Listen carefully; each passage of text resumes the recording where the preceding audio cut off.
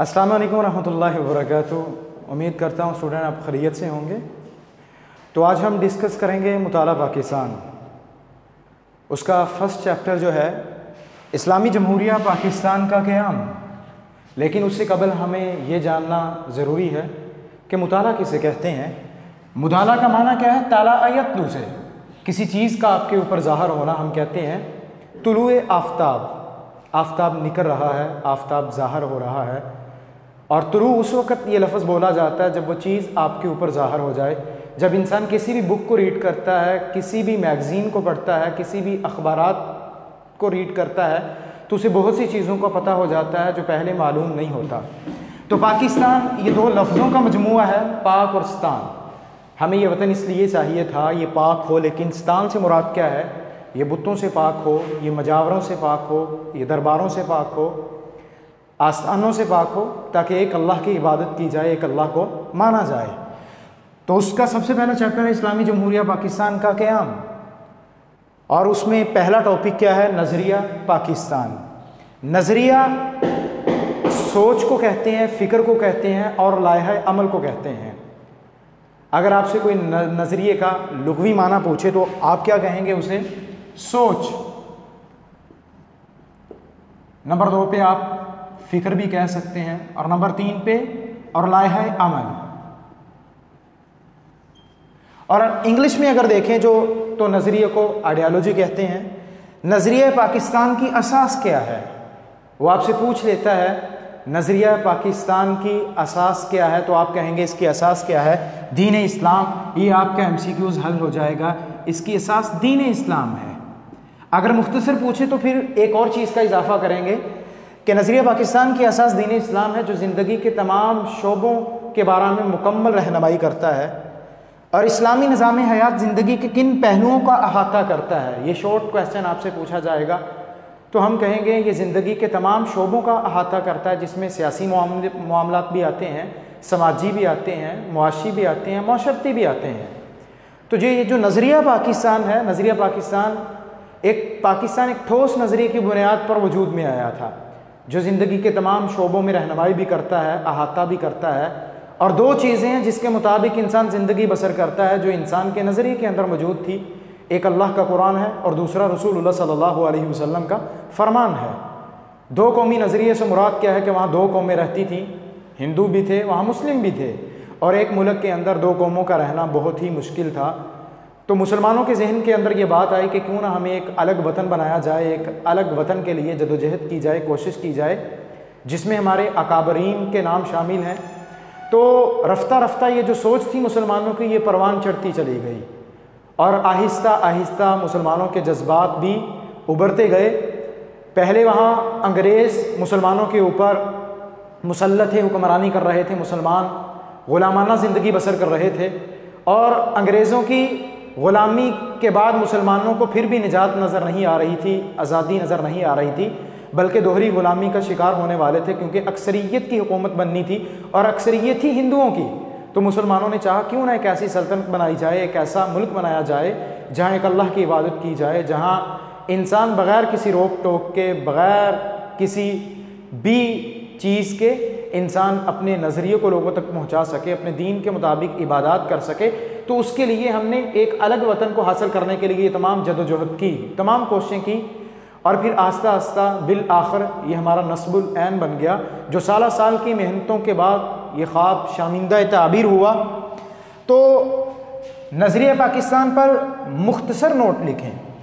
अगर आपसे कोई पूछे कि नज़रिया पाकिस्तान पर मुख्तसर नोट लिखें, ये आपका शॉर्ट क्वेश्चन है, पूछ लेते हैं। तो नज़रिया पाकिस्तान पर मुख्तसर नोट क्या है? नज़रिया पाकिस्तान ही नज़रिया इस्लाम है। सबसे पहला इसका नज़रिया क्या है? ला इलाहा इल्लल्लाह मुहम्मदुर रसूलुल्लाह। और नज़रिया पाकिस्तान के अंदर कौन से लोग हैं जिन्होंने बहुत ज़्यादा काविशें की? वैसे तो दीगर रुफ़का भी मौजूद थे, लेकिन 6 लोगों के नाम जिक्र कर दिए जाते हैं जिन्होंने सबसे ज़्यादा एफ़र्ट की, और वो पेश नज़र आते हैं। इसमें आपको हज़रत मुजद्दिद अल-अफ़सानी नज़र आएंगे, शाह वलीउल्लाह शहीद नज़र आएंगे, आपको सर सैयद अहमद शहीद नज़र आएंगे, सर सैयद अहमद ख़ान नज़र आएंगे, अल्लामा मोहम्मद इकबाल रहिमहुल्लाह नज़र आएंगे, और कायदे आज़म मोहम्मद अली जना रहिमहुल्लाह नज़र आएंगे, जिन्होंने नज़रिए पे काम किया। जो पेश थे इस मुल्क को एक अलग मुल्क बना के ला इलाहा इल्लल्लाह मुहम्मद रसूलुल्लाह के मुताबिक चलाने वाले और उसी को नस्बुल आइन समझने वाले, जो ज़िंदगी के तमाम पहलुओं का अहाता करता है, जहाँ इंसान अपने मामले बग़ैर किसी रोक टोक के आज़ादाना तौर पे मुकम्मल भी कर सकता है और इबादत के मामले अदा भी कर सकता है। और ज़िंदगी का मकसद भी यही था, मेरी ज़िंदगी का मकसद तेरे दीन की सरफराजी, मैं इसीलिए मुसलमान, मैं इसीलिए नमाजी।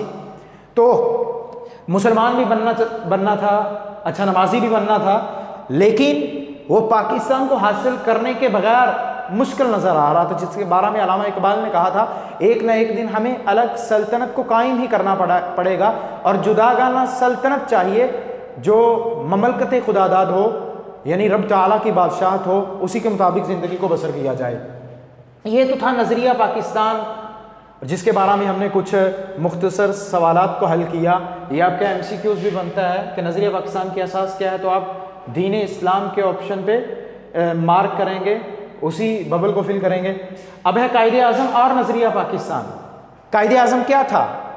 वो बत्ते अजीम जिसने मुसलमानाने बर्रसगीर को बावकार और महफूज मुकाम तक पहुँचाया, मुसलमानों के वकार को खोने नहीं दिया, मुसलमानों के हौसलों को मान नहीं पड़ने दिया, मुसलमानों को जो चाहिए था वो हासिल करके दिया और फ्रंट से लीड किया।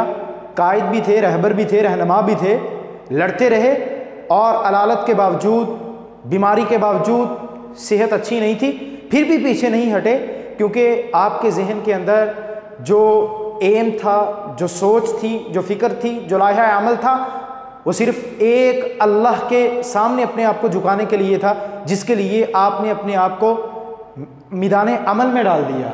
नज़रिया पाकिस्तान की वजाहत किन अल्फाज में की? कायदे आज़म रहिमहुल्लाह के बारे में क्वेश्चन पूछ सकता है आपसे, शॉर्ट आपका सवाल बनेगा कि नज़रिया पाकिस्तान की वजाहत कायदे आज़म ने किन अल्फाज में की? तो आपने नज़रिया पाकिस्तान की वजाहत इन अल्फाज में की कि पाकिस्तान तो उसी दिन मार्ज़ वजूद में आ गया था, उसी दिन बन गया था, उसी दिन कायम हो गया था जिस दिन पहला हिंदू मुसलमान हुआ था। तो 1943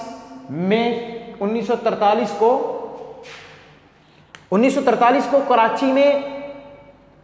कराची में पाकिस्तान और इस्लाम के बाहमी रिश्ते को वाज़ेह करते हुए कायदे आज़म ने क्या फरमाया?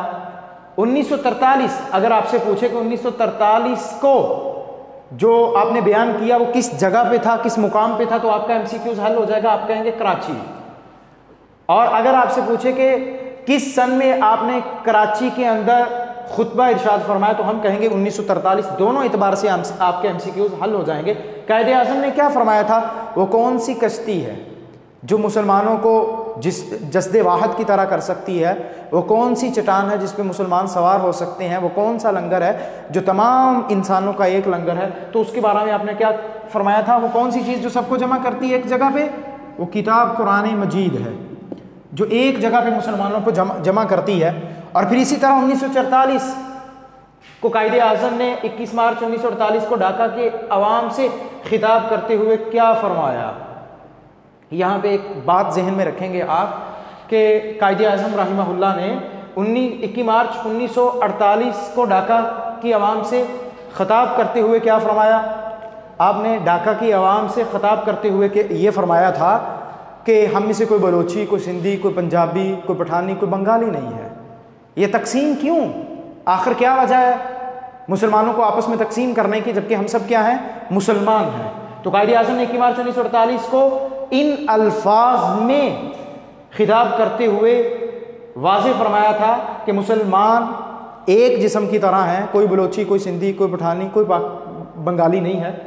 अगर आपसे पूछे कोई कि ढाका की आवाम से कायदे आज़म ने खिताब कब फरमाया, तो आप कहेंगे 21 मार्च 1948 को। आपका ये MCQs हल हो जाएगा।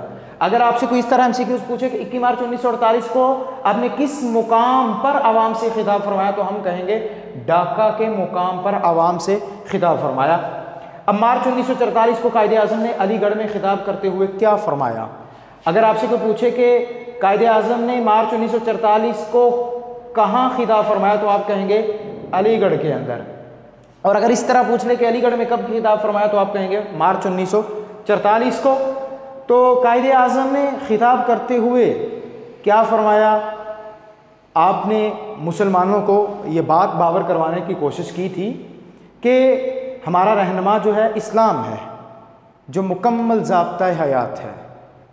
हमारा रहनुमा क्या है? इस्लाम है, जो कि मुकम्मल ज़ाब्ता हयात है, जिसमें सभी चीज़ें आ जाती हैं, कोई भी चीज़ उससे छुपी हुई नहीं है। और फिर मुतालबा पाकिस्तान का मुहर्रक क्या था? तकसीम हिंद की ज़रूरत क्यों महसूस हुई? क्या वजह था? हम एक अलग ममल्क क्यों चाहते थे? इसके दो रीज़न पेश किए जाते हैं, दोनों नहीं थे। पहला, हिंदुओं की तंग नज़री, ये भी नहीं था। अंग्रेज़ों की चाल, ये भी वजह नहीं थी। बल्कि वजह क्या था? नज़रिया इस्लाम। क्योंकि दो कौमें एक मुल्क में ज़िंदगी नहीं बसर कर सकती थी, जिसकी वजह से हमने मुतालबा पाकिस्तान का मुहर्रक रखा और जुदागाना ममलकत का हमने उनके सामने एक मुहर्रक रखा। और वो दो चीज़ें नहीं थी, ना हिंदुओं की तंग नज़री थी, ना अंग्रेज़ों की चाल थी, बल्कि क्या था? नज़रिया इस्लाम था।